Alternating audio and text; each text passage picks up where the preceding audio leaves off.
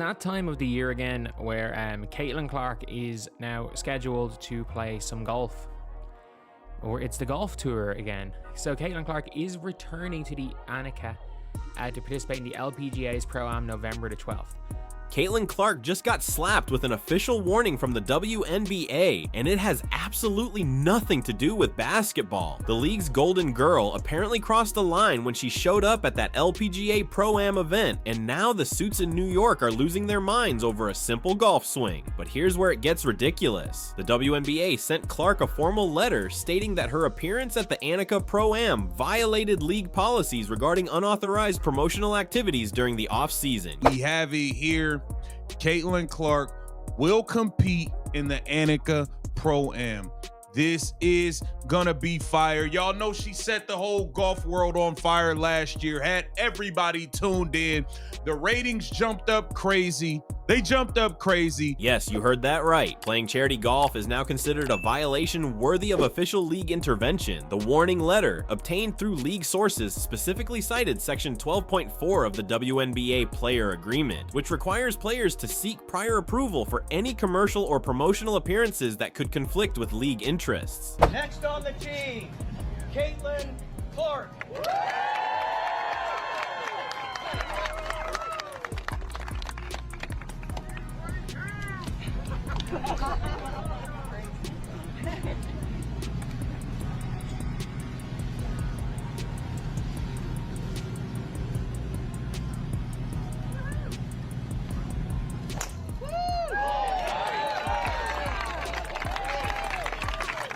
Apparently, swinging a golf club and smiling for cameras somehow threatens the integrity of women's basketball. Clark received the warning just 3 days after her golf appearance made headlines across every major sports network. The timing seems awfully convenient, especially considering the WNBA stayed completely silent while the LPGA was celebrating their biggest crossover moment in years. What makes this even more absurd is that the league claims Clark's golf appearance constituted an unauthorized endorsement deal. The WNBA apparently believes that any positive media coverage Clark generates outside their control automatically qualifies as a commercial arrangement requiring their permission. Thank you. Caitlin Clark brought her golf game to the LPGA Tour today, playing in a Pro-Am that attracted a bigger crowd than the tour often gets. Clark played at the back nine at Pelican Golf Club with Nelly Korda. She's the #1 player in women's golf now. The official warning states that Clark failed to notify the league office within the required 48-hour window before participating in the event. This bureaucratic nonsense suggests the WNBA expected their star player to ask permission before hitting a few golf balls for charity. Not only that, but the league also expressed concern about Clark being paired with Nelly Korda, claiming this high-profile pairing could be seen as an implicit endorsement arrangement. The WNBA apparently thinks sharing a golf cart with the world's #1 golfer automatically creates some kind of business conflict. The warning letter goes on to remind Clark that all off-season activities must align with league values and cannot overshadow WNBA programming or partnerships. Translation: they're terrified that Clark having fun elsewhere makes their own product look boring by comparison. Here's the kicker though, the same league that barely promoted Clark during the season is now worried about her getting too much attention somewhere else. They ignored her record-breaking performances for months, but suddenly they care deeply about her public appearances when she's making golf trend on social media. The WNBA's warning also includes language about protecting the league's exclusive marketing relationships. Apparently, Clark's natural charisma and genuine personality are now considered potential threats to whatever corporate partnerships the league has managed to secure. Say hi, I need to introduce myself. I play out here on tour. I'm Maria. Thank you for being out here. It's very cool what you're doing for sports, kicking ass on and off the field. But now, and here's the Caitlin Clark effect, Morgan, with Maria Fossey and other players out here following. That's good. A lot of fun. Made it easy. Annika, could I steal you for a second? I don't think I'll have like bigger. I can't say bad stuff on TV, but badasses. Once together. We're doing a fun like quickie on that side. There we go. Yeah. I'm next. Yes. 1, 2, 3. Yeah. Hi, Caitlin. I said it, the buzz from the players over here, so. I'm distracting you. For weeks. No, y'all are trying to get has finished. been huge. Somebody take this picture. By the way, Allie, an outstanding point guard in her own right in Fulton, Mississippi. All-state Thanks for being here. Yeah. Good luck. in that sport as well. But wait, there's more. The warning specifically mentions that Clark's appearance generated more social media engagement than any WNBA playoff game this season. Instead of celebrating this incredible crossover appeal, the league decided to treat it as a problem that needs fixing.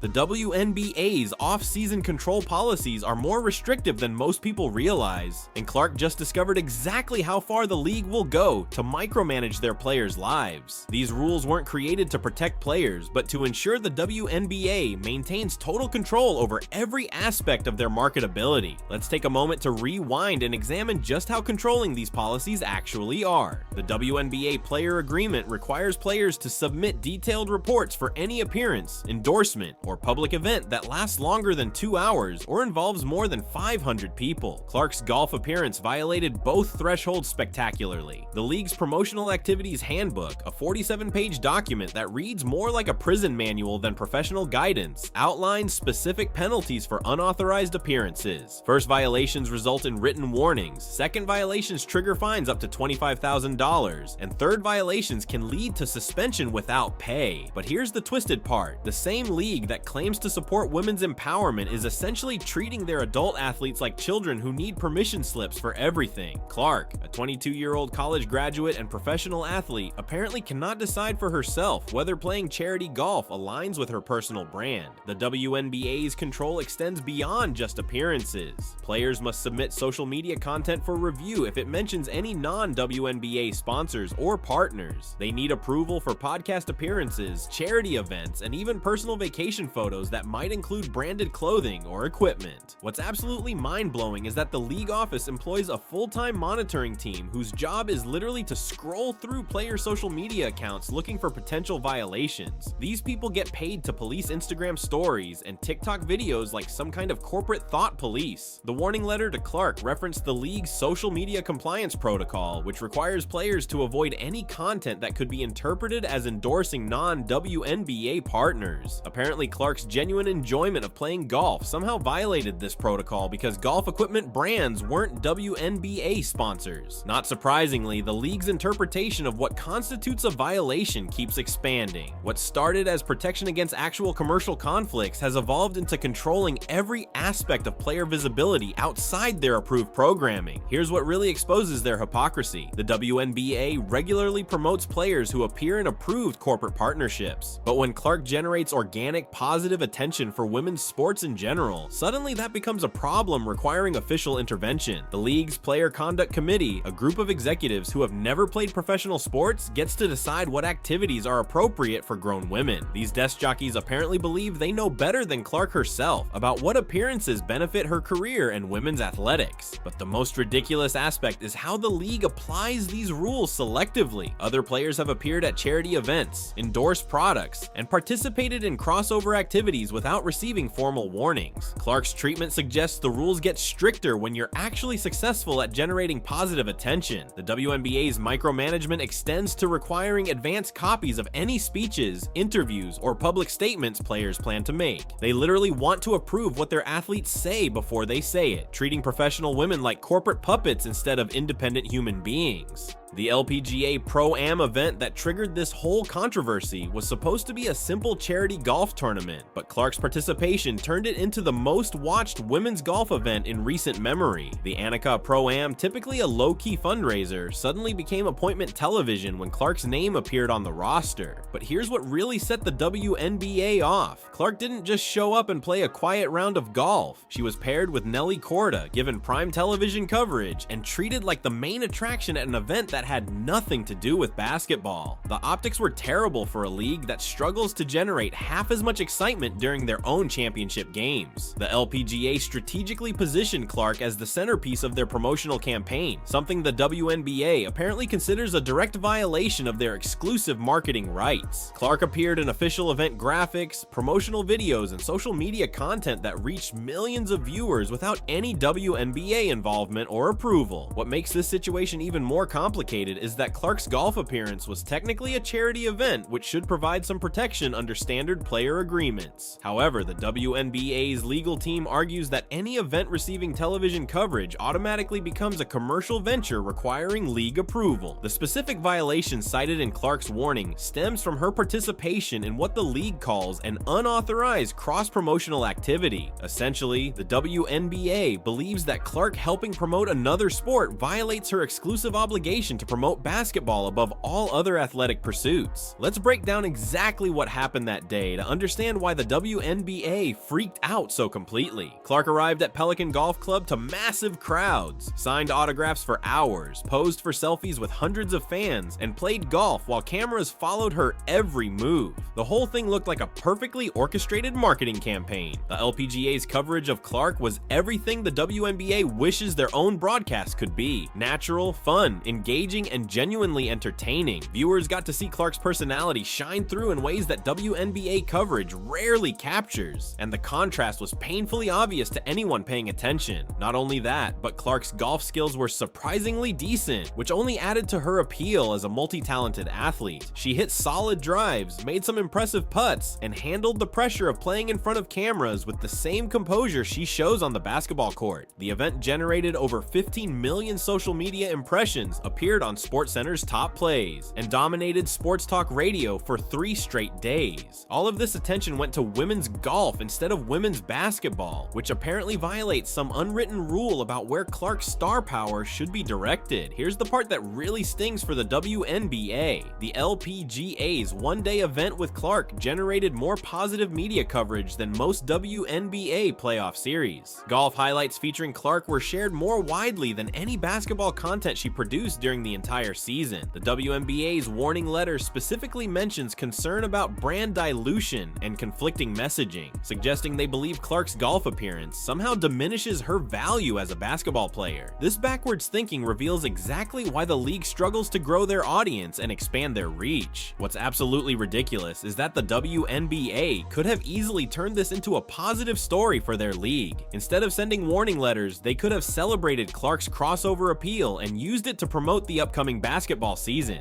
The tensions between Clark and the WNBA have been building all season, and this golf warning represents the league's desperate attempt to reassert control over their most valuable asset. What started as minor disagreements about promotional priorities has escalated into a full-blown power struggle between Clark's natural star appeal and the league's corporate paranoia. But here's the real story behind the story. The WNBA spent most of Clark's rookie season trying to downplay her individual success while promoting the league as a collective effort. They actively discouraged media coverage that focused too heavily on Clark, preferring instead to spread attention across multiple players who generated significantly less interest. Clark's growing influence outside basketball terrifies league executives who remember what happened when other sports lost control of their biggest stars. The WNBA watched the NBA struggle with player empowerment movements and decided they would prevent similar issues by maintaining strict control from the beginning.